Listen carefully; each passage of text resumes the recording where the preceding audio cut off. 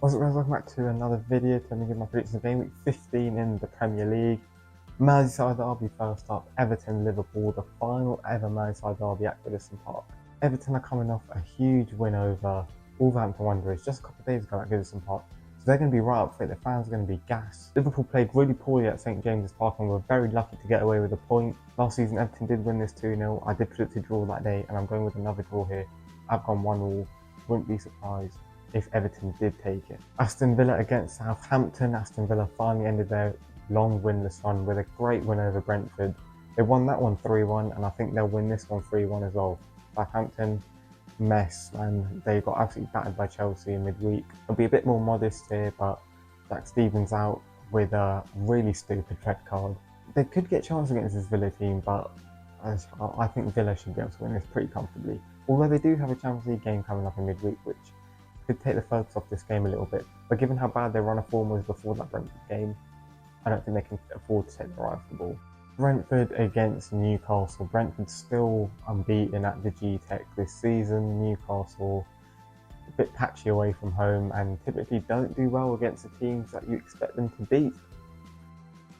I still back them to do it though. I'm going 2-1 to Newcastle because they just should not be losing to this Brentford team, and Tonali in a deeper role has looked really good, and I think it's allowed Bruno to shine in a bit more of an advanced role. Obviously Tonali is a lot more physical than Bruno, he's a lot quicker, so him playing further forward made sense because he can make those late runs into the box, which he still does sometimes, but Bruno does have a bit more technical ability in my opinion. Vissa and Mbeumo at home have both been really good. Damsgaard has gone really under the radar, as has Keane Lewis-Potter in my opinion. Them two have been two of the unsung heroes in this Brentford team so far.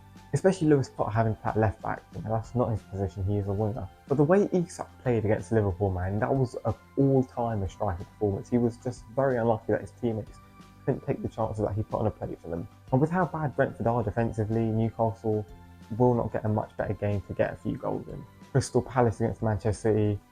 City finally ended their horrible run of form with a very convincing win over Nottingham Forest. The Belgian duo, Kevin De Bruyne and Jeremy Doku at the forefront, they were both fantastic, as was Jack Grealish in a more midfield role. Crystal Palace also won against Ipswich, a really important win for them, and actually 3 games unbeaten following draws with Villa and Newcastle.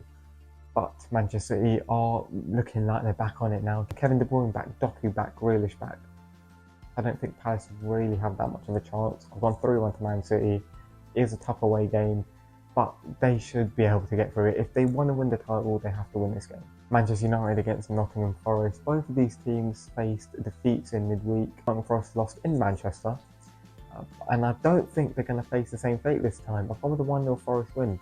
I think they got the perfect formula to hit Man United on the break. Man United against Arsenal did not really do anything going forward. Didn't create many chances. Ryan had to make 1 save really. And despite the fact that City did open Forest up multiple times, when you've got players like Grealish, De Bruyne, Doku, they can do that. Because Man United's attack has been pretty reliant on Diallo this season. And on the counter-attack, Forest will be lethal. Yeah, they showed that against Liverpool and against Chelsea already this season. The script will be beautiful if Anthony Elanga, the man coming back to his former home, was the man to get the winner. Fulham against Arsenal. Fulham, I did say, I think a couple of videos ago, that their season's going really under the radar. They've been brilliant to watch. They've played some really good stuff. They were brilliant against Brighton and Hove Albion. They thoroughly deserved their win. But so did Arsenal against Manchester United, and they've been fantastic the last few games, now that Odegaard is back. Calafiori and Gabriel missed that win over United. They could be back in the team for this game though. I think even if they're not, Kivior was brilliant, so they should still be okay. This Fulham team also contains a lot of former Arsenal players, the likes of Nelson, who is on loan from Arsenal, so well with players. You've also got Smith Rowe, you've got Iwobi, you've got Bernd Leno. This will be a very tight game. Fulham did beat Arsenal at the Cottage last season.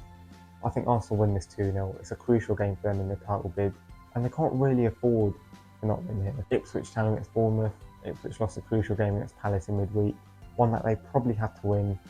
Bournemouth have looked really good. A fantastic win over Tottenham. It should have been more convincing though. They were so dominant. I think Delap will have a good game here. I think Evan Nilsson will have a good game. I've gone 2-2. This could go either way.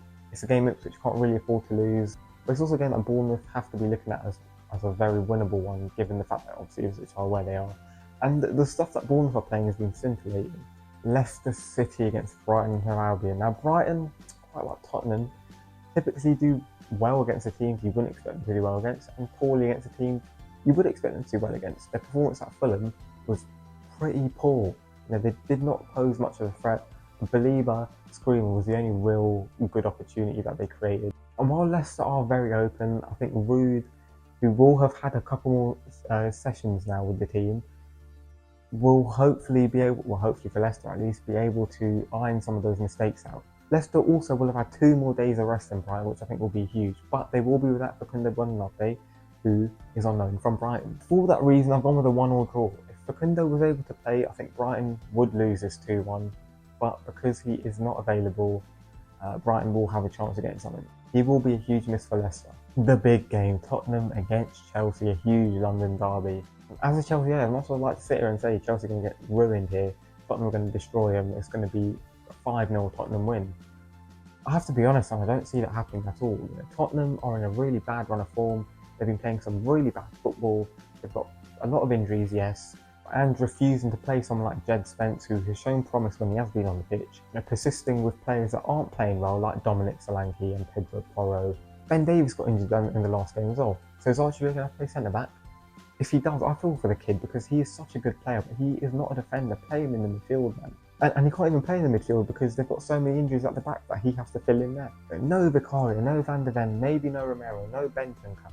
This is a real problem. Add that to the fact that Chelsea absolutely destroyed Southampton, but were also fully able to rest Pedro Neto and Nicholas Jackson, as well as Levi Colwill and Wesley Fofana. They're going to be so fresh for this game.